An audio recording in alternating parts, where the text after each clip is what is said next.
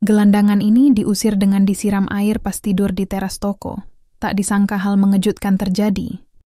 Matahari mulai tenggelam di balik gedung-gedung tua di pinggir kota, meninggalkan jejak keemasan yang perlahan memudar. Di bawah lampu neon yang berkedip-kedip, sebuah toko kelontong sederhana bernama Toko Jaya tampak ramai oleh pelanggan sore. Itu Pak Joko, pemilik toko, sibuk melayani pembeli dengan senyum yang biasa ia pakai sebagai alat dagangnya. Namun, di balik keramahan itu, ada satu hal yang terus mengganggu pikirannya belakangan ini. Di depan tokonya, tepat di bawah naungan atap sempit yang menutupi trotoar, seorang wanita tunawisma sering terlihat tidur. Wanita itu bernama Bu Siti. Setidaknya, itulah nama yang ia dengar dari beberapa tetangga yang kasihan padanya. Tubuhnya kurus, rambutnya kusut, dan pakaian yang ia kenakan tampak lusuh serta kotor. Ia selalu membawa tas plastik besar yang berisi barang-barang tak jelas, dan setiap malam ia akan merebahkan tubuhnya di atas tikar tipis yang sudah usang. Pak Joko tidak pernah benar-benar peduli pada nasib Bu Siti. Baginya, kehadiran wanita itu hanya membuat citra tokonya buruk. Pelanggan mulai berkurang karena merasa tidak nyaman melihat sosok kumuh di depan pintu masuk. Beberapa bahkan berbisik-bisik, menyebut bahwa tempat itu terlihat seperti sarang pengemis. Tentu saja, Pak Joko tidak bisa membiarkan hal itu terjadi. "Bu Siti," bentak Pak Joko suatu sore ketika wanita itu baru saja duduk di depan tokonya. "Berapa kali saya bilang, jangan tidur di sini. Ini toko saya, bukan rumah Anda." Bu Siti mendongak. Matanya yang sayu menatap Pak Joko tanpa emosi. Ia hanya diam, tidak memberikan jawaban apapun. Tapi tindakan Pak Joko tidak berhenti sampai di situ. Dengan geram, ia melangkah maju dan mulai menendang barang-barang Bu Siti yang tersebar di trotoar. Botol plastik kosong, kantong kresek, dan selimut tipis itu bergeser ke samping, menciptakan bunyi berisik yang membuat beberapa orang di sekitar menoleh. "Pergi dari sini. Cari tempat lain kalau mau tidur," hardik Pak Joko lagi, suaranya keras dan menusuk telinga. Bu Siti akhirnya bangkit dengan lambat. Ia mengambil barang-barangnya yang berserakan, memasukkannya kembali ke dalam tas plastik besar, lalu pergi tanpa berkata apa-apa. Langkah kakinya tertatih-tatih, seperti membawa beban yang terlalu berat untuk tubuhnya yang ringkih. Beberapa orang yang melihat kejadian itu hanya menggelengkan kepala, tapi tidak ada yang berani berkomentar. Mereka tahu betapa keras kepala Pak Joko jika sudah marah. Setelah Bu Siti pergi, Pak Joko kembali ke tokonya dengan wajah puas. Ia merasa telah melakukan hal yang benar. Toh, bisnis adalah segalanya baginya. Apa pedulinya dengan seorang tunawisma yang tidak memiliki uang untuk membeli barang dagangannya? Pikiran itu terus menguatkan hatinya, meskipun ada sesuatu yang samar-samar mengganjal di dalam dirinya. Namun, malam itu, saat toko sudah tutup dan jalanan mulai sepi, Pak Joko duduk di kursi goyang di belakang tokonya. Matanya tertuju pada trotoar kosong di depan toko. Tanpa alasan yang jelas, ia merasa hampa. Ada sesuatu yang hilang, meskipun ia tidak tahu apa itu. Hembusan angin dingin menyapu wajahnya, membawa aroma debu dan aspal basah. Pak Joko menarik napas panjang, lalu menggelengkan kepala. "Apa yang harus kupikirkan?" gumamnya pada diri sendiri. "Dia cuma pengemis. Aku tidak punya waktu untuk urusan seperti itu." Namun, di balik kata-kata itu, ada benih penyesalan yang mulai tumbuh. Meskipun masih sangat kecil, ia tahu bahwa suatu hari nanti, benih itu akan memaksa dirinya untuk melihat dunia dengan cara yang berbeda. Malam semakin larut. Suara jangkrik dan deru angin menjadi satu-satunya teman Pak Joko di dalam tokonya yang sudah tutup. Ia sedang duduk di kursi belakang, menikmati segelas teh hangat sambil memeriksa buku kas harian. Namun, pikirannya tidak sepenuhnya fokus pada angka-angka di depannya. Sesekali matanya melirik ke arah jendela kecil yang menghadap ke trotoar depan toko. Tempat itu kini kosong, tanpa sosok Bu Siti yang biasanya terbaring di sana. "Seharusnya lebih tenang sekarang," gumam Pak Joko pelan, mencoba meyakinkan dirinya sendiri. Tapi entah kenapa, ketenangan yang ia harapkan malah terasa hampa. Tiba-tiba, Suara langkah kaki pelan terdengar dari luar. Awalnya, Pak Joko tidak terlalu memperhatikan. Mungkin hanya orang lewat atau tetangga yang pulang larut malam. Namun, sesaat kemudian, suara itu berhenti tepat di depan tokonya. Rasa penasaran mendorongnya untuk bangkit dari kursi dan mengintip dari balik tirai jendela. Di bawah sinar lampu jalan yang redup, Pak Joko melihat sesosok pria misterius. Pria itu mengenakan jaket hitam dengan tudung kepala yang menutupi wajahnya. Gerakannya sangat hati-hati, seperti sedang berusaha tidak menarik perhatian. Ia tampak sedang memilah-milah barang-barang yang ditinggalkan Bu Siti di trotoar tadi sore. Apa yang dia lakukan? Desis Pak Joko, merasa curiga. Instingnya sebagai pemilik toko langsung bekerja. Barang-barang di depan tokonya mungkin tidak berharga, tapi siapapun yang berani menyentuhnya tanpa izin adalah ancaman bagi wilayahnya. Pria itu kemudian mengeluarkan sebuah dompet tua dari tumpukan barang-barang Bu Siti. Dengan cepat, ia membuka dompet itu dan mulai memeriksa isinya. Melihat hal itu, amarah Pak Joko langsung menyala. "Maling!" bentaknya keras, sambil membuka pintu belakang toko. Pria itu tersentak kaget. Ia langsung berdiri dan mencoba kabur. Tetapi dalam kepanikannya, ia menjatuhkan dompet itu ke tanah. Langkahnya terburu-buru, dan dalam beberapa detik, ia sudah menghilang di balik tikungan jalan. Pak Joko menghela napas panjang, merasa lega karena pria itu tidak sempat masuk ke tokonya. Namun, saat pandangannya jatuh pada dompet yang tergeletak di trotoar, rasa penasarannya kembali muncul. Ia mengambil dompet itu dan membawanya masuk ke dalam toko. Di bawah cahaya lampu, Pak Joko mulai memeriksa isi dompet tersebut. Tidak ada uang tunai, hanya beberapa kartu identitas yang sudah usang dan sepasang foto lama. Salah satu fotonya menunjukkan seorang wanita parubaya yang ia kenali sebagai Bu Siti, bersama seorang anak kecil yang tampak ceria. Di balik foto itu ada tulisan tangan yang membuat Pak Joko terdiam. "Untuk Raffi, semoga kamu bisa hidup lebih baik dariku." Kalimat itu sederhana, tapi penuh makna. Pak Joko merasakan sesuatu yang aneh menyelimuti dadanya. Siapa Raffi? Apakah anak kecil dalam foto itu? Dan apa maksud dari kalimat yang terdengar begitu penuh harapan sekaligus kesedihan? Pikiran-pikiran itu mulai berkecamuk dalam benaknya. Untuk pertama kalinya, ia merasa bahwa Bu Siti bukan sekadar pengemis biasa. Ada cerita di balik wajah lelah dan tubuh kumalnya. Tapi cerita apa? Keesokan harinya setelah toko buka, Pak Joko memutuskan untuk mencari tahu lebih banyak tentang Bu Siti. Ia mulai bertanya kepada para pelanggan dan tetangga sekitar. Beberapa dari mereka mengenal Bu Siti, meskipun tidak terlalu dekat. "Bu, Siti itu dulunya guru SD di desa sebelah," kata seorang ibu tua yang sering membeli sayuran di tokonya. "Tapi beberapa tahun lalu, ada banjir besar yang menghancurkan rumahnya. Keluarganya hilang semua, termasuk anaknya." Pak Joko terdiam mendengar cerita itu. Hatinya mulai terasa berat. Ia ingat bagaimana ia memperlakukan Bu Siti hanya sebagai gangguan, tanpa memahami latar belakangnya. Betapa dangkalnya pandangannya selama ini. "Anaknya, Raffi, ya?" tanyanya pelan, mencoba memastikan. Ibu itu mengangguk. "Ya, Raffi. Anaknya meninggal dalam banjir itu. Sejak itu, Bu Siti tidak pernah sama lagi. Dia kehilangan segalanya." Pak Joko merasa sesuatu yang dingin merayap di punggungnya. Ia membayangkan betapa sulitnya kehidupan Bu Siti setelah kehilangan keluarga dan tempat tinggalnya. Betapa beratnya harus hidup di jalanan, tanpa tujuan yang jelas, hanya dengan kenangan tentang anaknya yang telah tiada. Sore itu, Pak Joko duduk di kursi goyangnya lagi, memandangi dompet tua di tangannya.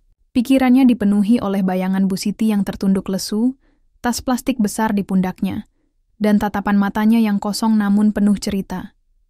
Ia mulai merasa bersalah atas perlakuannya terhadap wanita itu. "Kenapa aku tidak melihatnya sebelumnya?" Gumamnya pelan, suaranya terdengar seperti bisikan penyesalan. Benih penyesalan itu kini mulai tumbuh lebih kuat. Pak Joko tahu bahwa ia tidak bisa memutar waktu dan memperbaiki kesalahannya. Tapi ia juga tahu bahwa ia masih memiliki kesempatan untuk melakukan sesuatu. Pertanyaannya sekarang adalah, apa yang harus ia lakukan? Malam itu, Pak Joko tidak bisa tidur. Pikirannya dipenuhi oleh bayangan Bu Siti dan cerita tragis di balik kehidupannya. Ia terus memandangi dompet tua yang masih ia pegang erat-erat, seolah benda itu bisa memberikan jawaban atas semua pertanyaan yang menghantuinya. Foto Raffi dan tulisan tangan Bu Siti terus terngiang dalam benaknya. "Kenapa aku begitu keras padanya?" gumam Pak Joko. Suaranya bergetar. "Apa aku sudah terlalu buta oleh ego dan keuntungan?" Pertanyaan-pertanyaan itu membuatnya gelisah. Untuk pertama kalinya dalam hidupnya, ia merasa bahwa uang bukanlah segalanya. Ada sesuatu yang lebih besar, lebih mendalam, yang selama ini ia abaikan. Kemanusiaan.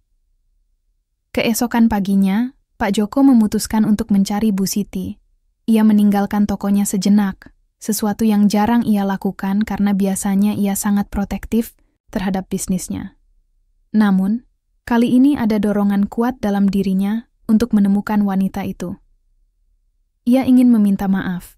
Ia ingin tahu apakah masih ada kesempatan untuk menebus kesalahannya. Pencarian itu tidak mudah. Ia mulai dari tempat-tempat yang sering dikunjungi tunawisma di sekitar kota. Taman umum, halte bus yang sepi, bahkan lorong-lorong sempit di belakang pasar. Setiap kali ia melihat sosok yang mirip Bu Siti, hatinya langsung berdebar-debar, tapi ternyata bukan dia. Setelah beberapa jam tanpa hasil, Pak Joko akhirnya bertemu dengan seorang pria tua yang tampaknya juga hidup di jalanan. Pria itu duduk di bawah pohon besar di taman kota, mengenakan jaket lusuh dan topi usang. Dengan ragu-ragu, Pak Joko mendekatinya. "Pak, maaf mengganggu. Apakah Bapak kenal seorang wanita bernama Bu Siti?" Tanyanya sopan, berusaha menahan rasa cemasnya. Pria itu menatapnya sejenak, lalu mengangguk pelan. "Bu Siti? Ya, saya kenal dia. Kenapa Bapak mencarinya?"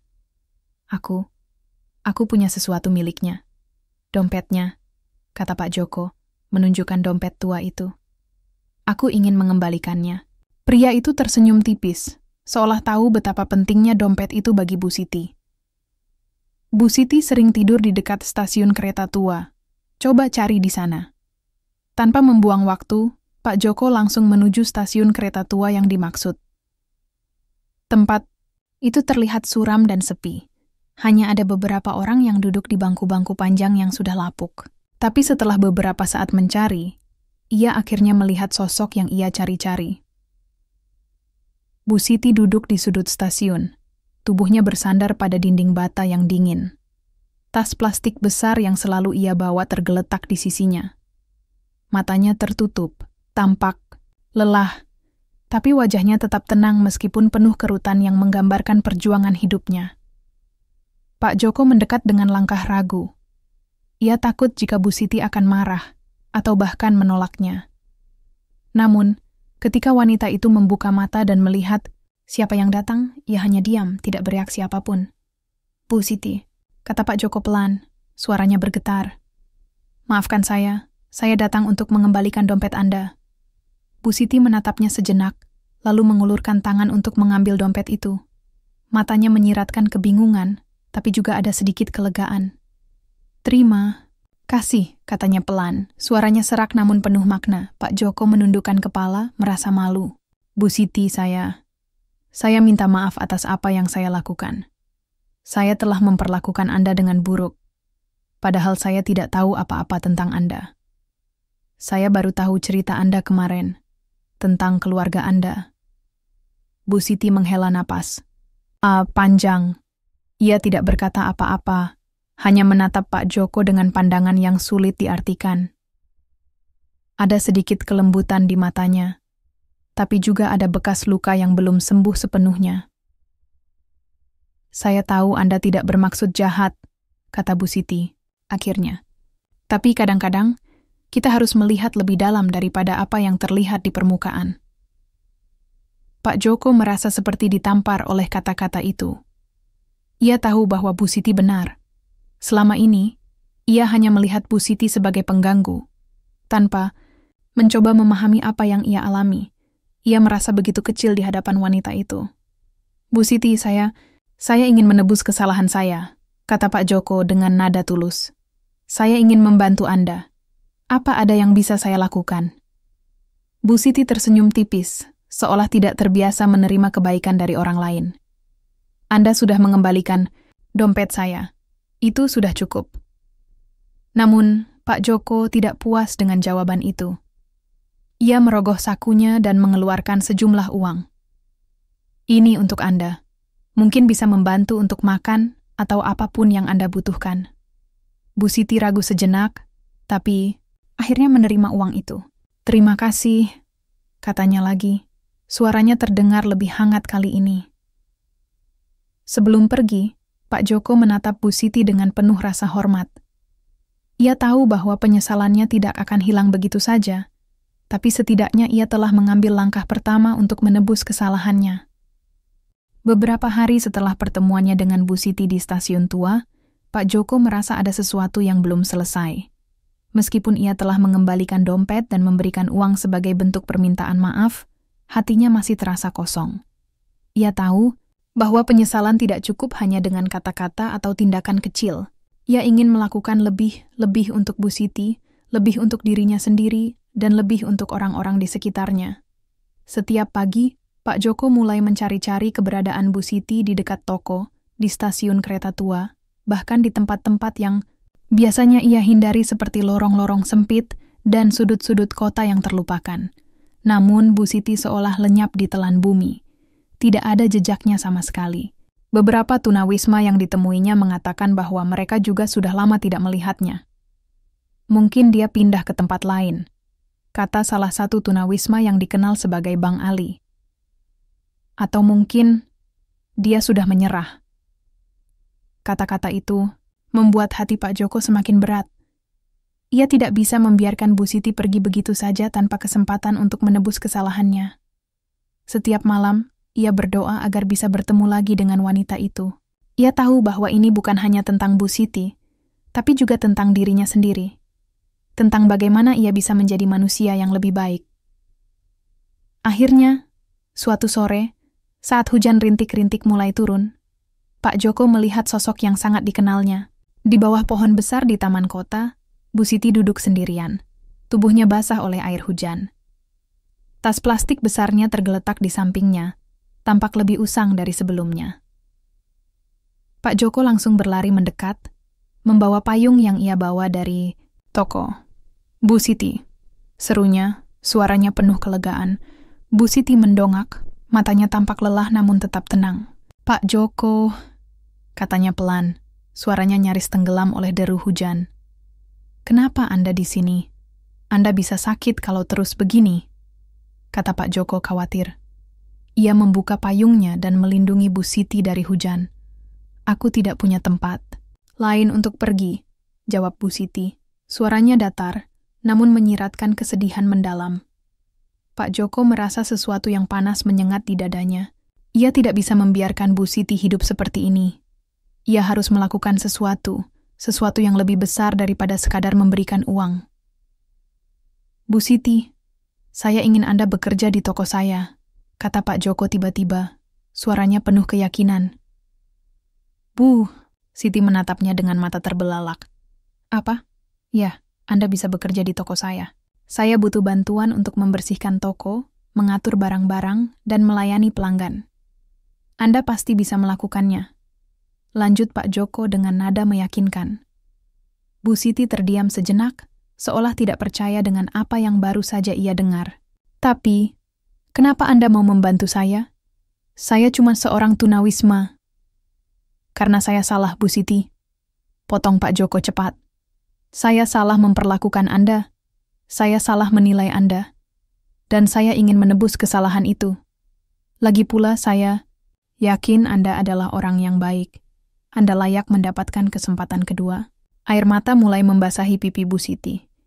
Ia tidak pernah menyangka bahwa seseorang akan memberikan kesempatan seperti ini padanya. Setelah beberapa saat, ia akhirnya mengangguk pelan. "Baiklah, terima kasih Pak Joko." Pak Joko tersenyum lega. Ia membantu Bu Siti berdiri, dan membawanya kembali ke tokonya. Malam itu, ia memberikan ruang kecil di belakang toko untuk Bu Siti tinggali sementara.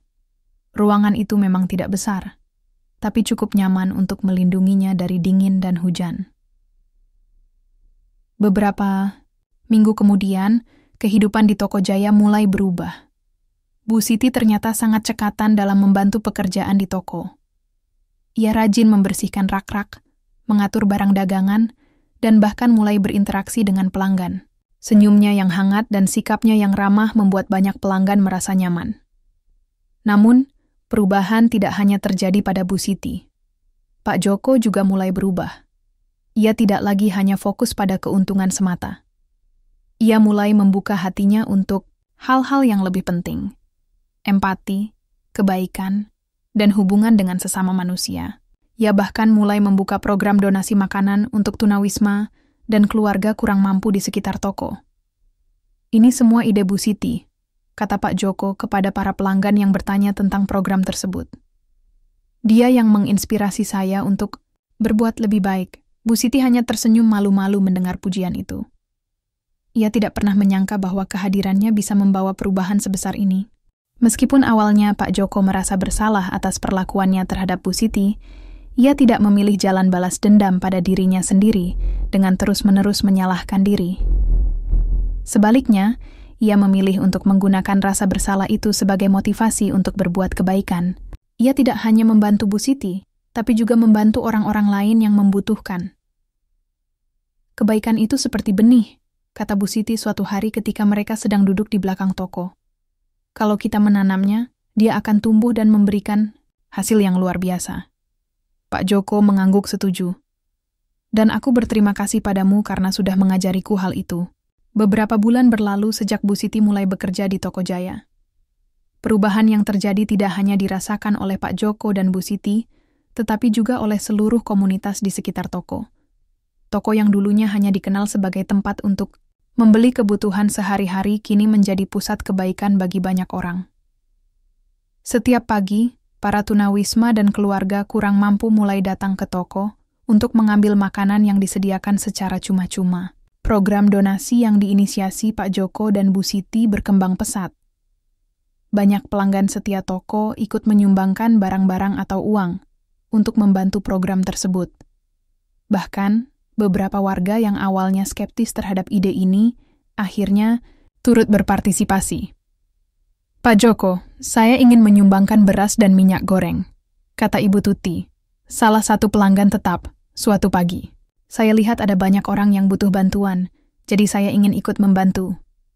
Pak Joko tersenyum lebar. Terima kasih Bu Tuti. Ini semua demi kita bersama. Bu Siti, yang sedang menata kotak-kotak makanan di sudut toko, mendekat dengan senyum hangat. Kebaikan kecil bisa berarti besar bagi mereka yang membutuhkan, katanya sambil menunjuk pada seorang ibu muda yang membawa anak kecil di tangannya. Ibu itu tampak malu-malu saat menerima bungkusan makanan dari Bu Siti. Terima kasih banyak, Bu. Semoga Tuhan membalas kebaikan Anda, katanya dengan mata berkaca-kaca. Pak Joko merasa seperti hidup di dunia yang sama sekali baru. Ia tidak lagi melihat tokonya sebagai mesin pencetak uang, melainkan sebagai alat untuk membantu sesama. Setiap kali ia melihat senyum di wajah orang-orang yang datang untuk menerima bantuan, ia merasa bahwa inilah tujuan sejati hidupnya. Dulu, aku hanya peduli pada untung rugi, kata Pak Joko kepada Bu Siti suatu sore ketika mereka sedang duduk di belakang toko. Tapi sekarang, aku tahu bahwa kebahagiaan sejati datang dari melihat orang lain bahagia. Bu Siti tersenyum. Itu karena hatimu sudah terbuka, Pak Joko. Kamu sudah belajar untuk melihat lebih dalam daripada apa yang terlihat di permukaan. Pak, Joko mengangguk lalu menatap langit sore yang mulai memerah. Aku berterima kasih padamu, Bu Siti. Tanpamu, aku mungkin masih menjadi orang yang sama seperti dulu. Bu Siti tertawa kecil. Kita semua pernah membuat kesalahan, Pak Joko. Yang penting adalah bagaimana kita memperbaikinya.